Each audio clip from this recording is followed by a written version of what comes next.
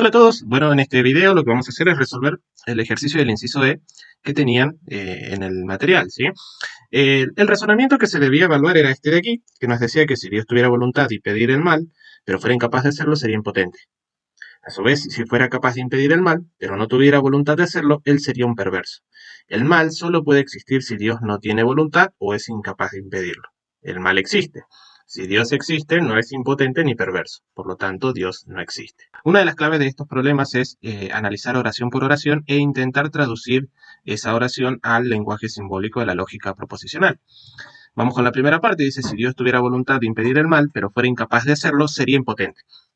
Bien, acá la clave ante esta oración es buscar los posibles conectores. Vemos que comienza con un sí, entonces es muy probable que tengamos un condicional, ¿sí? Luego se nos dice que si Dios tiene la voluntad de impedir el mal, pero, recuerden que el pero es la conjunción, ¿sí? O sea que acá tenemos dos condiciones. Primero, que tenga voluntad de impedir el mal, y la otra que es incapaz de hacerlo. Y aquí tenemos una coma. Entonces, sí o sí aparece el condicional. Hay dos condiciones y una consecuencia si se cumplen esas condiciones. Bueno, vamos definiendo nuestras proposiciones, que en este caso es Dios tiene voluntad de impedir el mal. Para Q, Dios es capaz de impedir el mal, y la R, Dios es impotente. ¿Sí? Fíjense que acá en Q puse Dios es capaz de impedir el mal, cuando que en el enunciado se nos dice que es incapaz.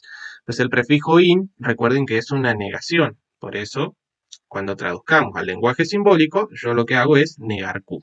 Vamos con la siguiente oración. Si fuera capaz de impedir el mal, pero no tuviera la voluntad de hacerlo, él sería un perverso. Fíjense que acá estamos repitiendo dos proposiciones que vimos anteriormente, ¿sí? Tanto P como Q, ¿sí? Ahora, aparece nuevamente el sí, el pero, ¿sí? Y el no. Entonces, nuestra traducción al lenguaje simbólico sería esta condicional de aquí, ¿sí? Donde al principio tenemos una conjunción de dos condiciones y si se cumplen, entonces se valida la conclusión, que en este caso Dios es perverso. Vamos con la otra oración. Dice, el mal solo puede existir si Dios no tiene voluntad o es incapaz de impedirlo. Nuevamente aparecen las negaciones de las primeras proposiciones que definimos, pero a su vez aparece un condicional, ¿sí? ¿Cómo sé que aparece el condicional? Y porque tenemos el solo, sí. Entonces, el mal existe solo si Dios no tiene voluntad o es incapaz de impedirlo, ¿sí? Entonces, las proposiciones que yo puedo extraer de esta oración son estas que escribí aquí, ¿sí? Y en este caso el condicional quedaría armado de esta forma. ¿Por qué la disyunción? Porque aquí tengo una O. Y fíjense que cada una de las proposiciones está negada. Aquí P está negada y a su vez acá Q también está negada, ya que aparece el prefijo in. La última parte decía el mal existe, si Dios existe, no es impotente ni perverso. Por lo tanto, Dios no existe. Fíjense que acá ya aparece nuestra conclusión. Dios no existe es la conclusión, ¿sí? Pero, sin embargo, antes se afirma que Dios existe. También llamé T a la expresión que aparece aquí, el mal existe, ¿sí? Entonces ya tenemos un total de 6 proposiciones, ¿sí? Y de esta expresión de acá podemos deducir las siguientes fórmulas en lenguaje simbólico. Bueno, como todos los ejercicios de validación de un razonamiento, tenemos que formar nuestro condicional, ¿sí? El condicional está aquí y lo que aparece como antecedente, recuerden que es la conjunción de todas las premisas, ¿sí? Son todas esas fórmulas que fuimos traduciendo al lenguaje simbólico antes de tener la conclusión. Luego del condicional, como consecuente, tenemos precisamente la conclusión.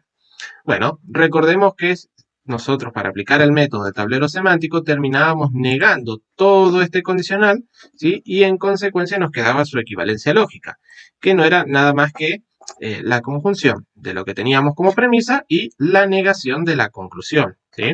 Acá si quisiéramos podríamos aplicar doble negación y quedarnos directamente con la U. Yo no lo hice para que se aprecie mejor el por qué iba a quedar la U, ¿sí? Una vez que tenemos toda esta conjunción, como es una fórmula del tipo alfa, sabemos que tenemos que descomponerlas en forma vertical.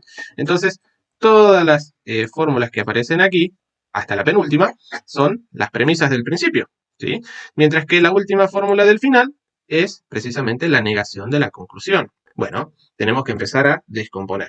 Recordemos que por recomendación tendríamos que buscar aquellas fórmulas que se descompongan de forma vertical. Pues en este caso la única que cumple con ese requisito es la doble negación de U, que eso sabemos que es lógicamente equivalente a U, ¿sí? Bueno, a partir de aquí, por recomendación, nosotros deberíamos buscar alguna de las fórmulas que tengamos acá, que esté relacionada con la proposición U, para intentar descifrar precisamente si podemos encontrar alguna contradicción rápida. En este caso, el condicional que aparece aquí tiene la U, por lo tanto lo vamos a descomponer. Recordemos que el condicional se descompone en paralelo, donde se niega el antecedente, por eso está la negación de U aquí, y se afirma el consecuente, por eso está esta conjunción de aquí, ¿sí? Que ese es precisamente el consecuente de este condicional. Bueno, fíjense que el consecuente de ese condicional es una fórmula del tipo alfa. Por lo tanto, yo ya puedo descomponerlo de forma vertical, precisamente para ver si puedo encontrar una contradicción o no. Vemos que por el momento no tenemos contradicciones. Sin embargo, del lado izquierdo, fíjense que como negamos U y anteriormente lo habíamos afirmado, sí se produce la contradicción y por lo tanto la rama queda cerrada. A partir de aquí, ya no hay otras fórmulas que tengan U, pero podemos intentar trabajar con aquellas que tengan R o S. ¿Sí? Si nosotros vamos a nuestro listado de fórmulas al principio, vemos que podemos trabajar con el primer condicional, con el segundo condicional, ¿sí? Pero acá no va a influir mucho en cuál decidamos usar, porque todas tienen P y Q y no tienen las dos letras en conjunto. Entonces, ante esa situación, yo decidí trabajar con el primer condicional. No hay un motivo en particular. Si ustedes quisieran, podrían trabajar con el segundo y llegarían igual a la misma conclusión, ¿sí? Bueno, como es un condicional, nuevamente descompongo en paralelo y del lado izquierdo niego el antecedente de dicho condicional y del lado derecho afirmo el consecuente de dicho condicional. Ahora, fíjense que yo acá lo estoy afirmando cuando que anteriormente lo negué. Entonces se produce una contradicción y eso me permite a mí cerrar esa rama. Continuando con la descomposición, fíjense que la negación de lo que yo tenía como antecedente en el primer condicional es una fórmula de tipo beta, por lo tanto, se descompone en paralelo, ¿sí? Recordemos que la negación de una conjunción se descomponía en paralelo y se negaba cada una de las expresiones que tenía, ¿sí? Por eso yo acá del lado izquierdo puse la negación de P y del lado derecho la negación de Q. Por ley de doble negación, me queda Q. Bien, hasta aquí solo tendríamos descompuesto en nuestro árbol, ¿sí? Toda esta expresión de acá. Esta que surge acá abajo, que aparece aquí, surge de descomponer otra fórmula, ¿sí?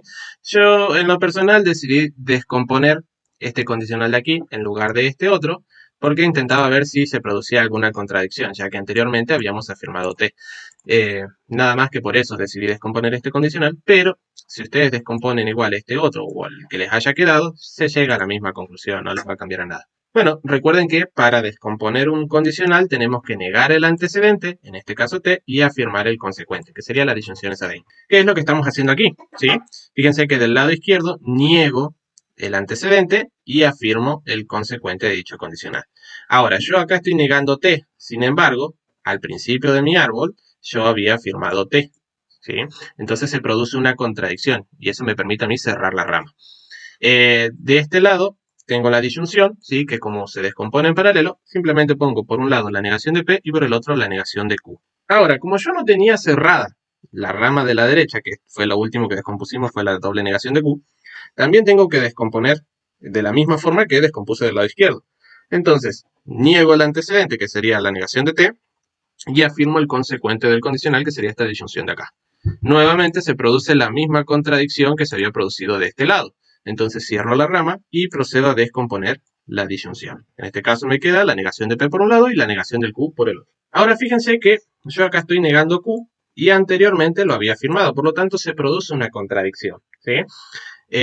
Procedo a cerrar la rama y por último descompongo la fórmula que me había quedado pendiente, que era precisamente este condicional, ¿sí? Ya descompusimos prácticamente todas las demás, solo queda esa. Nuevamente niego el antecedente y afirmo el consecuente, ¿sí? Como a mí acá me habían quedado tres ramas libres, me había quedado la rama que viene por acá, por la negación de P, la negación de Q y la negación de P que aparece acá, tengo que descomponer ese condicional en cada una de esas ramas disponibles. Por eso van a ver que se repite la negación del antecedente y la afirmación del consecuente en cada una de las ramas que tengo disponibles. ¿Esto por qué se hace? Se hace porque tenemos que considerar todas las combinaciones posibles. Además de que ese condicional está desde el principio del árbol, es decir, desde donde comienza el árbol. Ahora, un dato interesante, ¿sí? Nosotros estuvimos aquí afirmando S, cuando que anteriormente, si nosotros subimos por el árbol, vemos que lo habíamos negado, ¿sí? Como todas las afirmaciones de S se desprenden de la negación de S, entonces se produce nuestra contradicción. Y procedemos a cerrar cada una de esas ramificaciones donde se afirma la S, quedándonos abiertas únicamente aquellas donde tienen la negación de la conjunción. Bueno, recordemos que la negación de una conjunción es una fórmula del tipo beta y que se descompone en paralelo, cuya descomposición está dada por la negación de cada una de las fórmulas que la componen. Entonces, por un lado, niego Q, y por el otro niego la negación de P, que era lo que tenía dentro de esta conjunción. Por ley de doble negación me queda P. Ahora, yo acá estoy afirmando P cuando que anteriormente lo había negado, ¿sí? Entonces se produce una contradicción y cierro la rama. Sin embargo, con esta negación de Q, por esta ramificación, no hay contradicción. Entonces queda abierto, ¿sí? O sea, con eso me basta a mí para decir que la conjunción que teníamos al principio no era una contradicción y en consecuencia el conjunto es satisfacible, ¿sí? Como el conjunto es satisfacible, puedo afirmar que el razonamiento no es válido, ¿sí? Aún así, si quisiera, puedo analizar los otros casos, hago la misma descomposición con la negación de esta conjunción, niego Q por un lado y hago la negación de P por el otro, ¿sí? Se produce la misma situación que del lado izquierdo. Y en el caso de este lado, la ramificación que se produce por el lado derecho, ¿sí? Fíjense que cuando descomponemos y hacemos negación de Q, acá se produce la contradicción porque anteriormente se afirma Q, ¿sí?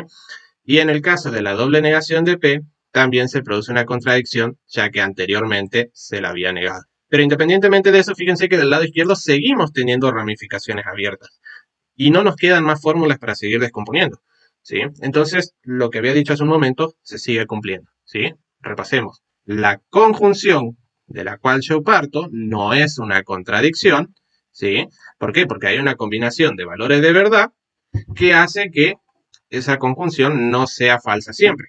Como esa conjunción no es una contradicción, yo puedo afirmar que el conjunto de fórmulas, cuando digo conjunto de fórmulas me refiero a cada una de estas proposiciones que componen a la conjunción, ese conjunto de fórmulas es satisfacible, ¿sí? Y como ese conjunto de fórmulas es satisfacible, el razonamiento no es válido, ¿sí? De esta forma, se da por finalizado el ejercicio del inciso E. Reconozco que es un poco largo, ¿sí? Pero pueden ver en profundidad de que los árboles no siempre son cortos y en este caso, bueno, les tocó analizar un problema clásico que es el problema del mal. Por ahí si quieren indagar un poco más, verán que tiene distintas versiones que fueron siendo adaptadas a lo largo de los años, ¿sí? Espero que el video les sea de utilidad y nos vemos pronto.